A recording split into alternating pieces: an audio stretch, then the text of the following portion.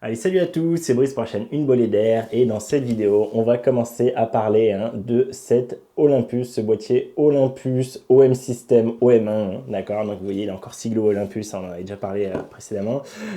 Et du coup, donc, pour vous dire, ce boîtier en fait, pour la petite introduction, c'est en fait le boîtier que Damien s'était acheté sur le site d'Olympus France, d'accord? Que je lui ai racheté quand il a fini son test, vu que lui, il allait le renvoyer de toute façon. Et moi, je l'avais précommandé à la base chez Digit. J'avais commandé sur Digit le 18 février. Et il n'y avait aucune nouvelle suite à normalement les livraisons qu'on aurait dû avoir là début mars. J'ai demandé plusieurs fois où ça en était, quel délai je pouvais espérer, etc. À chaque fois, ils m'ont dit on vous recontacte quand on a des infos du fournisseur. J'ai jamais eu d'infos du fournisseur, même quand le boîtier sur Digit est passé du statut en précommande au statut en attente fournisseur. Et donc ça, de ce que me disait Damien, c'est que chez Digit, quand ça passe comme ça, c'est qu'ils ont bien reçu au moins un boîtier et que maintenant, voilà, ils attendent de recevoir d'autres boîtiers. Et même là, j'avais aucune nouvelle et donc j'ai complètement annulé ma commande. Alors c'est pas du tout pour cracher sur Digit, absolument pas. Jusqu'à présent, j'ai eu que des très bonnes expériences avec Digit. C'est juste pour vous dire, je pense que quand même il y a un problème d'approvisionnement. Ce dont je me doutais, je vous l'avais dit, je vous avais dit bon bah OM System nous dit qu'il n'y aura pas de souci, que tout le monde pourra avoir son boîtier à sa sortie. Voilà, pipeau, comme assez souvent avec ce que nous disent les constructeurs, on le sait, le contexte est très compliqué. Il y a des gens qui n'ont toujours pas reçu leur A7 IV, donc à mon avis, il y aura beaucoup de difficultés à avoir un OM1. Je pense en plus, vous savez, il y a de nouveau le Covid en Chine, avec du coup un des plus gros ports de Chine qui est plus ou moins bloqué. Donc voilà, donc à mon avis, ça va être très compliqué d'en avoir. Et chez Digit, j'ai cru comprendre qu'il y en avait peut-être eu un seul qui était arrivé et ce seul-là, très clairement, est parti pour, pour un fameux Pro Olympus barbu que vous devez connaître. Juste, voilà, je trouve ça un peu... j'aimerais bien savoir s'il avait précommandé ou pas et quand il avait précommandé, savoir où il était dans la liste, dans la queue, dans la file d'attente. Parce que si moi, j'avais commandé Day One, c'est pas mon cas, je vous ai dit, moi j'avais précommandé finalement que le 18 février, mais si j'avais commandé dès l'annonce, j'avais précommandé dès vraiment le premier jour pour être sûr de l'avoir sur Digit Photo et faire partie des premiers qui l'avaient, ça me ferait un peu chier que quelqu'un me grille la priorité parce que du coup, il peut le tester et que ce soit lui qui va l'avoir pour du coup proposer des liens affiliés chez Digit Photo. Ce que je fais aussi, il n'y a pas de souci, mais voilà, je trouve ça un peu dommage que il y ait des priorisations comme ça, surtout si quelqu'un du coup s'est fait, même s'il n'y a qu'une personne, si elle s'est fait léser, moi j'aurais les boules personnellement. Donc voilà, cette parenthèse étant faite, j'espère que voilà que ça va arriver, que les boîtiers vont arriver. Vous avez vu, je vous avais fait un sondage sur les groupes Facebook, on voit ça se pose des questions aussi. En gros, de ce que j'ai vu, moi en tout cas sur mon sondage, il y avait 20% des gens qui l'avaient précommandé qui l'avaient, donc c'est pas beaucoup. Espérons voilà qu'on va quand même tous être servis, que vous allez tous être servis. Moi c'est bon, maintenant j'ai le mien, mais voilà, c'est clairement compliqué. J'espère que ça va pas trop être la merde. Et je vais faire évidemment beaucoup de vidéos sur ce boîtier, vous savez, moi j'aime beaucoup Olympus, même si j'ai très peur de son avenir, mais j'ai deux boîtiers Olympus, deux EM1 Mark III, il y en a un qui me filme qui est là, et l'autre qui est ici dans le sac juste à côté de moi qui m'a servi à faire la comparaison, parce que oui, systématiquement, pratiquement dans toutes les vidéos que je vais faire sur cette OM1, je vais évidemment le comparer à l'EM1 Mark III, donc son grand frère, son prédécesseur, mais également au Canon EOS R6, parce que c'est l'autre boîtier que j'ai, c'est mon boîtier perso, comme tous mes boîtiers, d'accord, et pour voir justement ce que ça donne sur plusieurs points. Et un des gros trucs qui a été beaucoup teasé et que beaucoup de gens attendaient, il y avait deux points qui étaient assez foufou pour du micro 4 tiers. Le premier, on va dire vraiment pour du micro 4 tiers, c'est la montée en ISO. Ça, je l'ai pas encore fait. Je vous invite, je ferai un test détaillé dessus, mais je vous invite à aller voir déjà la vidéo de Damien. Il a dit beaucoup de choses dessus, très intéressantes et des choses assez folles entre ce qui se passe en capteur électronique, en obturateur électronique et en obturateur mécanique. Allez voir ça, allez voir sa vidéo, je vous mets ça en fiche en description. Et donc ça arrivera, vous inquiétez pas, ça va arriver prochainement, je pense que je le ferai assez rapidement aussi. Mais dans un premier temps, là, je vais vraiment vous parler de l'autofocus et parce que c'est un des autres trucs, voilà, tout l'aspect détection de sujet qui maintenant est disponible. Et je vais vous parler là dans cette vidéo uniquement de l'autofocus pour les animaux. Pourquoi? Parce que c'est un des trucs qui moi m'intéressait le plus et que c'est une des plus grosses déceptions qu'a eu Damien. Et du coup, j'ai pu voir avec lui, on a beaucoup échangé, il m'a posé des questions, je lui ai dit comment ça se passait avec le M1 Mark III, il est venu, on a essayé de voir pour l'autofocus en vidéo, c'est encore un autre truc, ça fera l'objet d'autres vidéos, etc. Mais du coup, voilà, je voulais le voir de mes propres yeux, moi, en l'ayant dans les mains et en faisant mes tests et en faisant tous mes réglages. Vous savez, moi, à chaque fois que j'ai un nouveau boîtier, je passe d'abord un bon moment, la première bonne soirée, à faire juste des réglages, des personnalisations. Et du coup, j'ai beaucoup personnalisé le truc et je me suis rendu compte de beaucoup de choses qui font que aujourd'hui, là, sur le test que j'ai pu faire, moi, je suis très content de cet autofocus pour les animaux. C'est une logique particulière qu'il faut avoir et qui n'est pas forcément très intuitive, et je comprends complètement que Damien n'ait pas aimé, et tout ce qu'il a dit est vrai dans le cas, dans la façon dont il a shooté, mais on peut améliorer ça, on peut un peu bypasser ça et s'en sortir. Et moi, je préfère au final la logique d'Olympus que par exemple ce que j'ai avec le R6, pour vous dire. Mais je vais vous détailler tout ça dans cette vidéo. Donc juste pour finir mon introduction, je vais faire beaucoup de vidéos. Vous l'avez compris, ça va pas forcément être dans un ordre très logique. D'habitude, je vous fais unboxing, prise en main, et puis petit à petit, j'avance comme ça. Là, en fait, je vais aller sur ce qui m'intéresse le plus, ce qui à mon avis est le plus attendu par les gens, pour voir si justement par rapport à cette pénurie, alors on ne sait pas encore si c'est de la pénurie ou du problème d'approvisionnement, à mon avis c'est un peu des deux.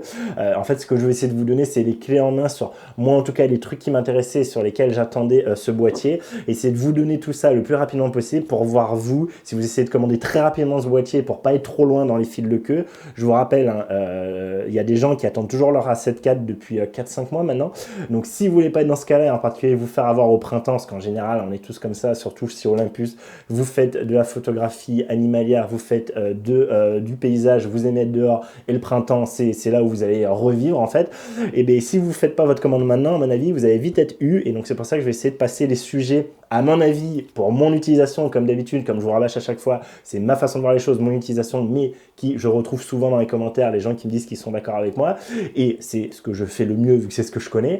Donc je vais essayer de faire ces sujets-là en priorité. Donc là vraiment, je commence sur cet autofocus, en particulier cet autofocus d'animaux. Ce que j'ai fait, c'est que j'ai pris comme point de départ en fait ce qu'a dit Damien, comment Damien n'était pas content de cet autofocus au niveau des animaux, et donc je me suis mis dans ces mêmes conditions que lui, à savoir continuous autofocus plus tracking. Donc moi ça, il m'avait appelé, il m'avait dit écoute, mon autofocus c'est pas terrible, est-ce que tu as une idée, etc. Et quand j'avais vu ces trucs, j'avais dit écoute, là t'es en tracking, le tracking chez Olympus, nous on le sait, utilisateur Olympus, ça a toujours été de la merde, à mon avis c'est toujours de la merde, utilise pas ça, passe uniquement en CAF. Il avait fait les tests de son côté, lui dans sa vidéo il montre avec le tracking, mais il me disait écoute, les CAF franchement c'est pareil, et effectivement j'ai fait le test de mon côté, et c'est pareil, c'est kiff-kiff, voilà, le tracking aujourd'hui par rapport à la détection de sujet en fait, fait que c'est pas la catastrophe que c'était avant, d'accord, et le fait d'être en CAF ou CAF plus tracking à partir du moment où il détecte un sujet, ça change rien, en fait, pour l'aspect obstacle qu'il disait avec les herbes devant, ça va rien changer, d'accord, donc je suis complètement d'accord avec lui à ce niveau-là. Mais donc du coup, je me suis mis dans ces conditions, donc à savoir, je suis en zone la plus large possible, d'accord, donc j'ai vraiment l'ensemble du collimateur du capteur, tout le capteur qui est prêt avec ses collimateurs. Je suis en continuous autofocus plus tracking, et donc c'est ce qui fait qu'on a cette fameuse boîte, vous savez, où du coup, on va avoir, quand elle devient verte, hein, on va avoir au milieu de chacun des côtés de la boîte en question, on va avoir un petit trait, comme si ça faisait un peu une cible, hein, d'accord, pour nous dire, là on est en tracking. Et donc vous voyez, hein, si on est comme ça avec, là je vous montre des chèvres, hein, si on est comme ça, on voit qu'effectivement il arrive à avoir plein de sujets, et il va réussir à les détecter, et on va avoir un autofocus qui se fait plutôt bien. Le problème vient quand on va vouloir commencer à avoir un petit obstacle devant, avoir par exemple des herbes qui vont passer, et effectivement là je vous le montre, vous voyez, de la même façon que ce que vous avez montré Damien, à partir du moment où j'ai un truc qui passe un peu en premier plan, en particulier des herbes, même si lui, sa boîte est toujours en arrière-plan et voit bien ce qui se passe derrière et voit bien qu'il y a une chèvre derrière, cette patate ne fait pas l'autofocus alors qu'il est en détection de sujets animaux sur l'animal qu'il arrive à voir derrière avec sa boîte, il le fait sur la plante de devant. Ça c'est complètement débile et je suis complètement d'accord avec Damien à ce niveau-là, et du coup voilà, Damien disait bah voilà, c'est pour moi l'autofocus c'est pas bon, et je suis complètement d'accord avec lui. Cependant, je suis allé plus loin et je suis allé sur ce que moi, du coup, je ferais aujourd'hui avec un EM1 Mark III. C'est-à-dire qu'avec un EM1 Mark III, je vous le montre actuellement, si j'étais également en zone pleine, en le plus de capteurs possible, et que de la même façon, j'ai quelque chose qui passe devant mon sujet, de la même façon, mon autofocus va faire la mise au point sur ce qui est au premier plan. Et là, c'est logique. Là, pour le coup, on n'a pas la détection de sujet derrière. Et là, ça se comprend. Et du coup, qu'est-ce que je vais faire évidemment? Je vais passer sur un petit collimateur beaucoup plus petit. Et du coup, essayer de placer ce collimateur entre les herbes pour faire l'autofocus derrière ces herbes. Donc c'est la même chose que je fais là maintenant avec l'OM1. Et vous voyez que là où ça va être fort, c'est qu'on va avoir en fait la même logique en quelque sorte que le Canon EOS R3. Je vous avais fait une petite vidéo sur le Canon EOS R3 et sur comment il fonctionnait avec, vous savez, l'autofocus, le point de focus avec l'œil.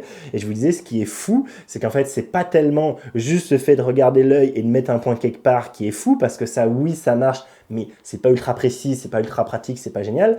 Ce qui est fou, c'est qu'à partir du moment où notre point va être à peu près sur un des sujets que lui détecte dans la scène, de suite, il va switcher, pas pile poil sur ce point-là, je vous avais dit pas pile poil sur les fesses par exemple du joueur, mais il va prendre du coup le buste ou le dos du joueur s'il voit que ça. S'il voit la tête, il va passer sur la tête, et si sur la tête il voit les yeux, il va passer sur les yeux. C'est-à-dire que je peux très bien prendre mon œil et le mettre uniquement sur par exemple la jambe du joueur, et lui automatiquement ça va être jambe, est-ce qu'il y a un corps, ok, il y a un corps, est-ce qu'il y a une tête, il y a une tête, ok, d'accord, tête, est-ce que je vois un œil, il y a un œil, d'accord, je vais sur l'œil.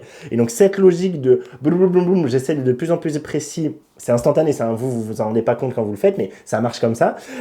C'est la même en fait ici sur cette OM1. C'est vraiment, je vais mettre mon sélecteur par contre là à la main avec le joystick qui clairement n'est pas terrible. Vous allez voir après comparativement au Canon EOS R6, très clairement, voilà, il n'est pas très précis, il va vite d'un coup, on n'arrive pas bien à le placer, mais ça fait le taf, ça suffit.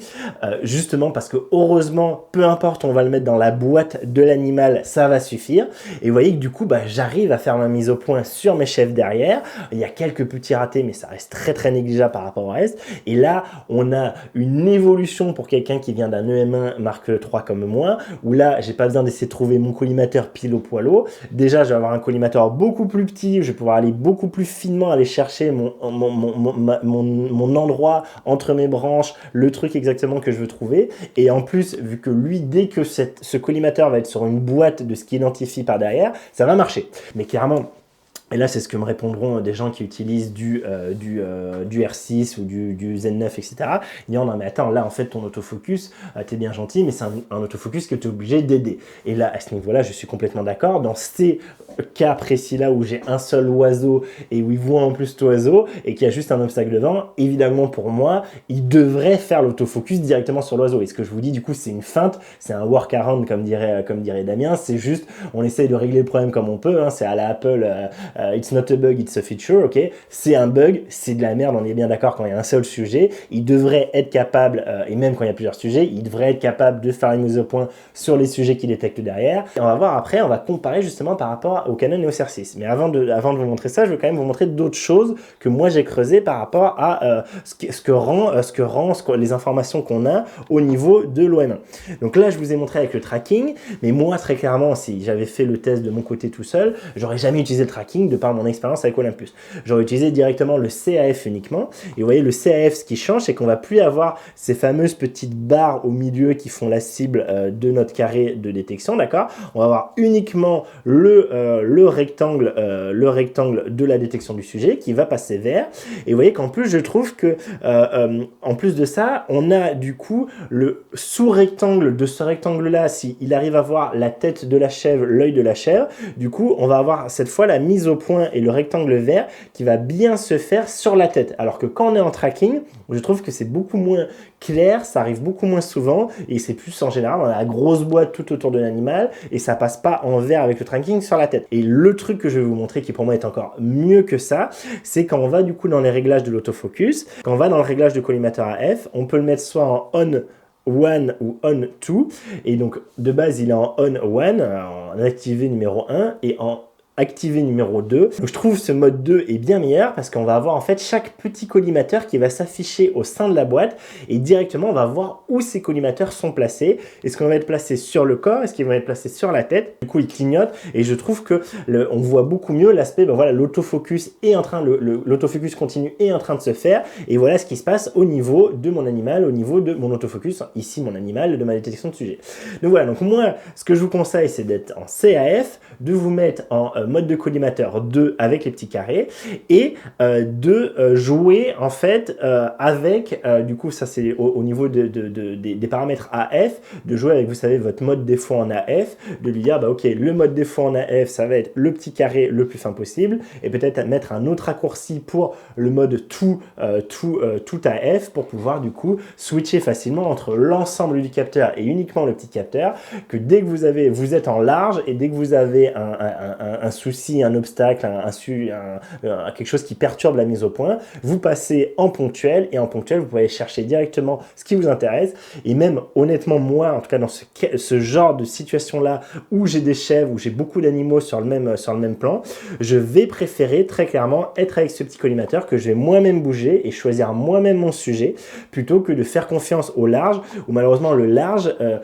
l'aspect je change de sujet ne fonctionne pas super bien. En fait, en bougeant le joystick à gauche-droite, de temps en temps, j'ai l'impression que ça marche, mais je sais pas si c'est que ça marche vraiment ou pas. De temps en temps, ça marche pas du tout. Des fois, vu que vous voyez, c'est assez erratique au niveau au niveau de ce qu'il détecte ou pas, bah, lui, de toute façon, je vais essayer de le changer, mais vu que finalement, il détecte plus celui d'avant, bah voilà, ça n'a rien changé. Et du coup, clairement, sur ce boîtier-là, je vais préférer être avec le petit collimateur et je vais être en fait en plan très large, en l'ensemble du capteur, que plutôt pour des oiseaux. Si par exemple, je suis dans le ciel ou des sujets qui vont courir, un seul sujet qui va aller très vite. Mais et je vais vous montrer ça justement pour vous montrer la logique Canon et pourquoi quand on est habitué maintenant à ce qui se fait sur les autres boîtiers, sur le Z9, sur le R3, sur le R6, sur le R5, sur l'A1, etc.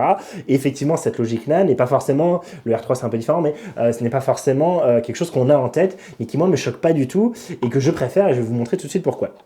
Pourquoi? Parce que si je prends l'EOS R6, du coup, en fait, ce qui va se passer, c'est que on le met en large, on le met en détection de sujet, et en avant-gagnant, il va se débrouiller. Donc là, je suis en autofocus continu. Vous voyez qu'en autofocus continu, en plus, les boîtes, au lieu d'être vertes comme en autofocus single, en autofocus ponctuel, vont être bleues. Donc ça, déjà, c'est une indication bien meilleure que ce qu'on a ailleurs, je trouve. C'est vraiment beaucoup plus clair, et quand on s'y habitue, c'est limpide. Et en fait, vous voyez, il détecte les sujets. Et donc, pareil, enfin, déjà, le premier truc que je veux quand même attirer votre attention, c'est que je trouve que mine de rien, il détecte beaucoup moins de sujets que ce que détecte l'OM1. Et vous voyez qu'il a beaucoup plus de mal à détecter plusieurs sujets en même temps. Il va faire lui-même le choix de quel sujet je prends. Et par contre, quand il va en avoir plusieurs, le gros avantage du R6, c'est que vous allez voir que, alors c'est assez, vous voyez, c'est assez erratique aussi, hein, mine de rien, l'Olympus n'en sert pas si mal que ça. On va avoir en fait les petites flèches sur le côté, droite et gauche, pour nous dire, ok, je vois un autre sujet. Et du coup, si tu fais un coup de joystick à gauche ou à droite, je vais passer sur le sujet à gauche ou à droite de ce carré-là. Ça marche super bien pour les yeux, quand on a un sujet humain et qu'on a les yeux, mais ça sera le cas d'une autre vidéo, l'aspect humain, là je vais parler que des animaux, mais du coup pour vous dire, ça effectivement ça marche bien, c'est super intuitif, et vous voyez que effectivement il y a moins d'infos à l'écran, ça pop moins partout, ça fait moins matrice comme disait Damien, mais par contre je trouve qu'au final il détecte moins de sujets, et que vous voyez c'est que si il ne détecte pas le sujet que je voulais, si ma chèvre numéro 4 à gauche, il la détecte pas, je suis obligé de repasser en collimateur ponctuel et aller chercher ma chèvre précisément. Et là où c'est moins bon, je trouve, que Olympus, c'est que pour le coup, quand je suis en collimateur ponctuel, ça annule complètement l'aspect détection de sujet. C'est vraiment soit j'ai la détection de sujet où lui va choisir le sujet et je vais pouvoir le switcher avec mon joystick s'il détecte les autres sujets, mais s'il détecte pas le sujet que je veux, je vais être obligé moi de passer en collimateur ponctuel et aller chercher avec le collimateur ponctuel l'endroit précis de la bestiole en question que je veux et en particulier l'œil ou la tête si je veux l'œil ou la tête, parce qu'en général on veut plutôt que les fesses et la queue. Et du coup, au final, vous voyez, il va falloir que je sois plus précis et ça va me demander plus de tâtonner, d'essayer d'aller chercher le truc, en particulier évidemment si l'animal bouge. Alors, heureusement, le joystick et le collimateur est beaucoup plus précis, vraiment, c'est un régal. Au Canon, pour moi, c'est les meilleurs à ce niveau-là. Mais il n'empêche que sur la logique générale, au final, dans ce cadre très précis de plusieurs animaux dans le champ et que je veux avoir un animal en particulier, je préfère honnêtement, alors il faudra le creuser plus, avec plus de cas pratiques, etc. Là, c'était juste un test ponctuel sur 1 heure et demie, d'accord? Mais quand même, moi, sur cette expérience-là, et dans la logique, je le sens, je préfère la logique Olympus, d'aller chercher, ok, avec mon collimateur, mais d'aller chercher sur une zone très étendue à partir du moment où il détecte le sujet en question, et lui-même va faire le choix d'aller récupérer ce qui est intéressant de ce sujet-là, comme le ferait un EOS R3. Et donc vraiment à ce niveau-là, moi, je n'ai pas de souci pour mon utilisation, parce que je trouve ça à la limite plus logique et plus agréable, en fait, que ce que me propose le Canon. Le Canon, si il arrivait à avoir avoir aussi bien tous les sujets que l'OM1 et me proposer, sans avoir les trucs qui pulsent, qui des fois s'en vont, reviennent, me proposer que ce soit fiable, d'avoir le joystick qui change et du coup qui permet de changer la boîte et du coup le sujet en question, le sujet sur lequel va faire l'autofocus, je préférais à ce moment-là le Canon. Mais ce n'est pas le cas aujourd'hui et du coup aujourd'hui je préfère cette logique d'Olympus, de OM System pour la façon de faire quand on a plusieurs sujets.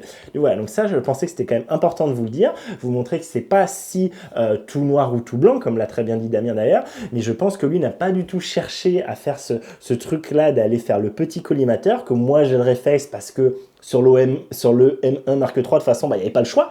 Si on voulait faire l'autofocus sur un sujet, il fallait chercher le sujet à la main.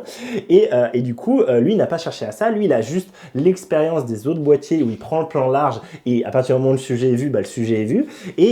Mais du coup, moi, je suis pas du tout mécontent de ce boîtier sur l'autofocus sur les animaux. Pas du tout. Au contraire, je suis plutôt très content. Et ça, je vous tease un peu pour les prochaines vidéos à venir. Moi, c'est plutôt l'inverse. Je suis plutôt très mécontent de la logique qu'on a pour la détection d'humains, de visage, d'œil. Je préfère la logique faite avec les animaux et je comprends pas comment c'est pas du tout la même chose. Et je vous montrerai toutes les subtilités, les raccourcis qu'il faut essayer de mettre pour s'en sortir. Pour mon utilisation, ça ne va pas du tout. Mais c'est une autre vidéo, c'est pas grave. Mais c'est encore pour vous dire, encore une fois, je vous rabâche ça à chaque fois, ça va dépendre de notre utilisation, de notre façon de shooter, de notre expérience, etc. Mais du coup, moi, pour les animaux, et j'espère que du coup, ça peut-être en rassurera certains et que peut-être ils vont dire « Oh bah finalement, j'annule pas ma précommande, je comprends complètement ce que me dit Brice. Moi aussi, avec l'habitude Olympus, j'aurais fait comme ça et du coup, ça me va très bien de le faire comme ça. » Et en plus de ça, ce que je vous ai pas dit, c'est que mine de rien, du coup, le fait d'avoir cet aspect collimateur qu'on balade, ça va non seulement permettre de, si le collimateur est dans la box, de faire la mise au point sur le sujet qui est détecté dans la box et la tête si on voit la tête, mais en plus, si finalement ce boîtier-là n'arrive pas à trouver le sujet en question qui nous va, le pigeon en plein milieu, on voit pas trop le bec et du coup, il n'arrive pas à voir que c'est un pigeon, je vais quand même pouvoir faire la mise au point dessus sans avoir besoin de changer mon mode de collimateur. Je n'ai pas être obligé de lui dire comme sur le EOS R6, bah ok, je suis plus en mode large détection des sujets, je suis en mode collimateur, ça me fait une étape de moins, j'ai juste à bouger mon collimateur et ça va le faire. Et cette logique-là, je le redis, moi, me va mieux. Je suis, par rapport à la qualité de détection aujourd'hui, je préfère cette logique-là et pouvoir choisir moi-même. Du coup, bah, s'il voit le sujet, il prend le sujet, en particulier au milieu de branchage, et s'il voit pas le sujet, bah tant pis, je le mets moi, et voilà. Le truc aussi qui quand même est meilleur, entre guillemets, chez Canon, en tout cas sur le papier, c'est que chez Canon, on va juste lui dire détection humains ou animaux. Là, chez Olympus, comme chez par exemple Nikon de mémoire et comme chez Sony, on va devoir faire le choix sur les animaux entre animaux et oiseaux. Et donc du coup, ce qui n'est pas le cas chez Canon, là je vous montre indirectement, je passe des chèvres aux oiseaux, aux pigeons qui avaient sur les fils électriques au-dessus, sans aucun problème. Pour lui, c'est un animal, il nous embête pas, il n'y a pas besoin de choisir et ça, j'aime cette logique-là. Et du coup, moi je m'étais dit, bah ouais, voilà, ok, c'est pas cool. Effectivement, si j'essaie de passer de l'animal, de la chèvre au pigeon au-dessus via le mode animal, détection animale, ça va marcher avec l'OM1. Par contre, ce qui est rigolo, c'est que l'aspect animal, l'aspect oiseau, lui, va bien prendre en compte les animaux. Donc là, vous voyez, je suis passé en mode oiseau. En mode oiseau, évidemment, il va bien détecter les oiseaux, et je trouve qu'il détecte plutôt bien luminosité de merde, assez à contre-jour, c'est des ombres, c'est assez petit, mine de rien. Je trouve qu'il s'en sort pas si mal, et encore une fois, il en voit plus en même temps que le Canon EOS R6, donc à ce niveau-là, c'est très bien. Encore une fois, du coup, je peux peux aller choisir avec mon joystick, avec mon collimateur, lequel je veux prendre du coup avec mon petit collimateur. Et le truc rigolo, c'est que si par contre maintenant je redescends sur mes chèvres, vous voyez que là, en restant sur oiseau, vous voyez le petit logo qui est en haut, je suis bien en oiseau et directement je peux bien continuer à voir mes chèvres. Et donc en fait ce mode oiseau est un mode oiseau plus qui a l'air d'englober pas mal de choses. Donc du coup, est-ce que c'est un avantage ou un inconvénient? Moi je trouve ça plutôt un avantage. Est-ce que au final je peux rester dans ce mode là et dès que je veux être en animal, et ben je me mets en oiseau et je suis en oiseau plus animal, donc la même logique que Canon, ou est-ce que c'est négatif, mais du coup c'est négatif aussi sur Canon, à savoir si j'ai une scène avec des oiseaux et des animaux, moi, je voudrais qu'il ne détecte que les oiseaux et en fait, il me prend aussi les animaux et du coup, ça me perturbe. Moi, ça m'embête. Je suis un photographe d'oiseaux et ça m'embête. Si par exemple, je sais pas, je veux prendre une grue sur un buffle en safari, je n'ai pas envie qu'il essaye de prendre le buffle, mais qu'il prenne la grue. Voilà, bon, c'est un exemple qui me sort comme ça. Moi, je préfère la logique de on a tout d'un coup, on n'a pas besoin de changer. Et s'il y a un truc qui se passe comme d'habitude sur ton animalier, il y a un truc d'un coup qui arrive et vite, il faut essayer de le prendre. Je préfère que dans le mode autofocus où je suis, il détecte tout et il puisse prendre quoi que ce soit, une bestiole, un oiseau, tout ce qui est vivant et qui bouge. Quoi vous dire de plus, je trouve donc quand même sur ce mode du coup oiseau, voilà, je vous montre un peu d'autres exemples. Alors le canard, le col vert de suite, tu le vois beaucoup mieux, clairement il y a une tête verte, les pattes oranges, je pense qu'il est un peu entraîné sur les trucs un peu communs, etc. Et du coup ça se voit bien. Je vous montre aussi une poule d'eau, ce que ça peut donner, donc des fois il la voit bien, des fois il la voit pas bien, mais dans l'ensemble je trouve qu'il s'en sort pas si mal. Donc voilà, moi ce que je pense en fait, c'est que OM System, ici à ce niveau-là, ont sorti le boîtier sans l'avoir assez optimisé. C'est vraiment pour moi un problème d'algorithme, absolument pas de capteur. C'est juste que voilà, ils ont oublié des conditions si, ils ont obligé de dire si tu as une boîte sur un animal et malgré le fait qu'il y a un premier plan qui soit visible, et la priorité c'est pas premier plan mais la boîte sur l'animal. Donc ça pour moi c'est une erreur monumentale. J'espère que ça sera corrigé dans un firmware, mais j'en sais rien et moi je me méfie beaucoup de tous ceux qui disent Taritara, Olympus, les mises à jour, il n'y a pas de souci. J'attends toujours les mises à jour de la 4K 60 fps sur mes deux M1 Mark III, je pense que je vais pouvoir l'attendre longtemps. Donc voilà, moi je vous dis pas, j'espère évidemment qu'il y aura une mise à jour, j'en sais rien et je ne misez pas sur le fait qu'il y ait une mise à jour, j'en sais rien. Ne basez pas votre achat là-dessus. N'écoutez pas ce que vont certainement vous dire tous les pros Olympus, les ambassadeurs Olympus et tout. Vous inquiétez pas, enfin déjà ils parlent certainement pas trop de ça, ou alors du coup finalement ils vont en parler maintenant que Damien en a parlé et moi en ai parlé. Mais voilà, ne misez pas là-dessus. J'espère qu'il y aura une mise à jour évidemment, mais j'en sais rien et personne n'en sait rien en vrai. Personne n'en sait rien, d'accord? Donc voilà. Si je conclue, c'est quand même un énorme step-up évidemment par rapport à ce qu'on avait avec le M1 Mark III. Enfin, là, enfin, on arrive à de la logique de boîtier 2022, on va dire 2021-2022. Voilà, là, enfin, j'ai quelque chose où avant, quand je partais et que je savais que j'allais faire l'animalier, alors que j'ai des objectifs beaucoup plus long range, beaucoup plus intéressants, que j'aime mieux manipuler ça, c'est plus léger, c'est plus agréable, etc. Je suis plus habitué à lui. Je préférais prendre mon R6 parce que mon R6 avait cette détection des animaux qui marchait bien, qui marche très bien, et que du coup, voilà, je me disais, tant pis, ça fait chier, mais je pouvais pas aller à 800 mm équivalent évidemment, j'ai pas de 800 mm chez Canon, ça serait un bazooka. Donc voilà, ça me faisait chier. Et aujourd'hui, avec cette OM1, très clairement, quand je vais faire l'animalier hors conditions très basse lumière, et encore on va voir ça plus tard, je préférais certainement la sensibilité du Canon, mais on va voir ça, du plein format, mais on va voir ça. Mais très clairement, aujourd'hui, je n'aurais plus aucun doute à prendre l'OM1 à la place du EOS R6. Donc voilà, donc ça à ce niveau-là, si vous venez de l'EM1 et que déjà vous arrivez à faire des photos animées avec le M1, vous allez, mais ça va être le jour et la nuit, ça va être la folie, ça va être vraiment la folie. Donc à ce niveau-là, c'est une vraie révolution pour les propriétaires d'Olympus, il n'y a pas à tortiller. Et par contre, pour ceux qui ont pu tester du Z9, du A1, du R3, du R5, effectivement, c'est pas au niveau. C'est aujourd'hui pas au niveau, surtout pour du capteur empilé. Mais voilà, moi je suis quand même très content et ma conclusion c'est que je suis très content de ce truc-là. Je suis très content de la logique générale, même si je voudrais que la mise au point se passe en second plan par elle-même. Et voilà, et moi à ce niveau-là, aucun souci et c'est vraiment une belle mise à jour, une belle nouveauté. En fait, pour moi, ça c'est ce qu'on aurait dû avoir sur le M1 Mark III. Voilà. On aurait dû avoir ça. Format, ou un truc à peu près similaire, peut-être un peu moins performant, mais quand même au moins la détection du sujet. Là, enfin, je peux le dire, je peux conseiller ce boîtier pour l'animalier. Avant, non. Avant, c'était une blague. Quand je voyais par rapport à ce que je faisais avec le OCR 6, c'était non. Jamais de la vie, j'aurais conseillé ça pour l'animalier. Aujourd'hui, je peux conseiller ça pour l'animalier, qui bouge en tout cas, hors aspect. Si avant, je le prenais sur le terrain en rando, parce que je voulais pas me trimballer un R6, et que je voulais avoir du grand range, et là, dans ce cas-là, l'aspect micro 4 tiers fait que je préférais l'avoir lui pour de l'animalier qu'un plein format, mais l'aspect autofocus, c'était une cata. Voilà. Aujourd'hui, c'est plus une cata, et pour moi, c'est complètement utilisable, et surtout, on peut utiliser avec le petit collimateur, et ça marche très bien grâce à cette intelligence de choper le sujet de la grande boîte. Voilà, je me suis pas mal répété, mais je pense que c'était important pour que ce soit clair pour tout le monde, et que voilà, c'était selon comment on va l'utiliser, ce qu'on en attend, qu'on va avoir des résultats et une conclusion différente, évidemment.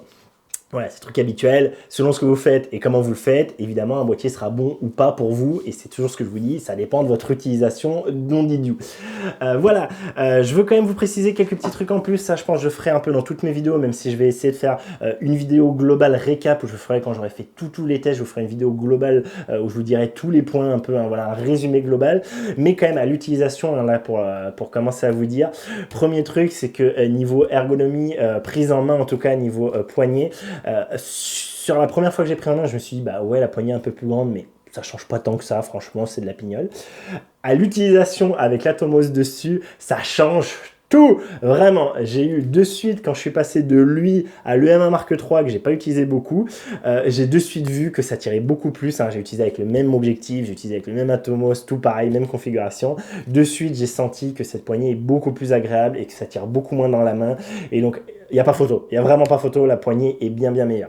Je peux vous le dire aussi, même si j'ai pas trop utilisé le VF là sur ce test là, parce que du coup je regardais l'Atomos, mais j'ai fait quelques tests évidemment de mon côté avant, le VF est bien meilleur, mais bien meilleur, aussi bien au niveau résolution, ça se voit, même si moi vous savez la résolution c'est pas trop voilà, mais ça se voit. Au niveau framerate, j'ai l'impression aussi, mais il faudrait que j'utilise plus pour m'en rendre compte, mais quand même j'ai l'impression de voir hein, que quand je fais la mise au point, ça se voit, c'est mieux. Et surtout, le confort de ce truc-là. Voilà, je vous ai toujours dit, moi, ce qui m'emmerde le plus sur le VF de l'EM1, c'est qu'il est tout petit, qu'il est dur et que c'est pas possible de mettre son œil dedans, en particulier avec des lunettes, en particulier avec des lunettes de soleil. Là, on a enfin un truc mou, façon Panasonic, avec un dégagement, avec une taille physique, une surface beaucoup plus grande. C'est vraiment bien mieux. C'est le jour et la nuit. Enfin quelque chose vraiment. Pour moi, c'était une cata le VF sur l'OM1 Mark III hein, à l'usage, c'est vraiment une cata. Là, c'est plus une cata du tout, j'en suis, alors je vais voir à l'usage, hein, je vous dirai après hein, sur l'aspect tout ergonomie si vraiment c'est génial et par rapport par exemple au SR6 ce que j'en pense, mais en tout cas par rapport à l'EM1 Mark III, c'est d'accord. L'écran, pas du tout, l'écran c'est toujours aussi nul, je crois que là, je vous avais dit, hein, la résolution a été augmentée, mais honnêtement, l'écran, moi en tout cas, quand je regarde que l'écran, je vois pas trop de différence. Et par contre, un autre truc, oui, tant que je vous parle, je vous dis un peu tout ce qui me vient là, vite fait, et comme ça sera des répétitions dans d'autres vidéos, mais vu que des gens les verront pas, etc., vous avez les infos. L'autre truc, c'est quand même, c'est un des rares boîtiers où on peut utiliser le VF avec un Atomos branché. Ça, Damien l'avait dit hein, avec le Z9, et c'est le cas ici aussi. Je peux mettre mon œil dans le viseur avec du coup l'Atomos en train d'enregistrer. Par contre, j'aurais pas tous les collimateurs, etc. J'aurais pas les infos de où se fait la mise au point, etc. Mais je pourrais quand même suivre un sujet. Si j'avais voulu le faire en plein soleil, à contre-jour, avoir un oiseau qui passe dans le ciel, et ben là, boum, j'aurais pu le faire sans aucun problème. Donc voilà, plutôt positif tout ça. Par contre, on n'est que sur du micro HDMI, hein, comme sur le EOS R6 à ce niveau-là. On n'est pas sur du full HDMI. C'est dommage. Voilà, je vous dis les trucs qui passent hein, comme ça tant que j'y pense. Et pour continuer et avoir plein d'autres tests hein, sur tout ce qui va se passer dans la suite, tout ce que je vais pouvoir faire, donc le prochain truc, alors peut-être pas de suite le prochain, mais ça sera un des prochains trucs, ça sera l'aspect autofocus sur les humains. Je suis beaucoup moins convaincu sur l'aspect humain, donc je vous montrerai ça. Évidemment, il y aura un test monté en ISO, parce que je pense que vous êtes beaucoup à attendre ça, et je vous montrerai un peu tous les petits trucs qui, moi, sont importants pour moi. Timelapse qui a été un peu amélioré de ce que j'ai vu, mais il faut que je fasse un vrai timelapse pour voir ça. Donc voilà, il y aura plein de vidéos qui vont sortir, ça sera un peu dans le désordre. Je vous dirai des trucs un peu en fin de vidéo comme je vous ai dit là pour que vous ayez plein de petites clés en main le plus tôt possible. Et voilà, donc si ça vous intéresse, n'hésitez pas à vous abonner, à activer les notifications pour ne rien rater. Si cette vidéo vous a plu, n'hésitez pas à la liker, la partager, ça fait du bien à la chaîne, ça montre que ça vous intéresse et que voilà, et que il faut continuer à faire ça, prendre du temps pour ça. Hein, je vous rappelle, moi c'est un boîtier que j'ai acheté, je l'ai acheté à Damien qui lui-même l'avait acheté à Olympus. C'est pas un boîtier qu'on nous a prêté, qu'on nous a donné. Je ne suis pas ambassadeur de rien, de nulle part, et c'est pour ça que je peux dire par exemple que oui, c'est de la merde que l'autofocus soit pas foutu quand il voit le cadre de la boîte de la chef derrière de faire la mise au point dessus, ce que ne vous dira jamais un ambassadeur Olympus, je vous le garantis. Et donc voilà, donc abonnez-vous, likez la vidéo, partagez-la, ça fait du bien à la chaîne et ça montre que ça vous intéresse et qu'il faut continuer à faire tout ça. Voilà, je vous remercie, je vous dis à très vite pour une prochaine vidéo sur cette OM1. Là, je vais enchaîner les vidéos sur l'OM1 très clairement. Je vais essayer, je vous dis, d'enchaîner ça le plus vite possible au début pour vous donner toutes les clés. Et par contre, je ferai des vidéos, une vidéo plus globale peut-être, hein, où je vous résumerai tout ça. Mais voilà, ce sera une vidéo au piocher. Je pense qu'elle va durer encore très longtemps, mais j'aurai essayé de la raccourcir au montage pour que ce soit pas trop long. Mais j'espère que vous avez donné le plus d'infos possible et que vous avez vu comment ça fonctionne effectivement avec tous les collimateurs, tout ça. Voilà, je vous remercie d'avoir regardé. À très vite pour une prochaine vidéo. Faites-vous plaisir, tout ça. Salut!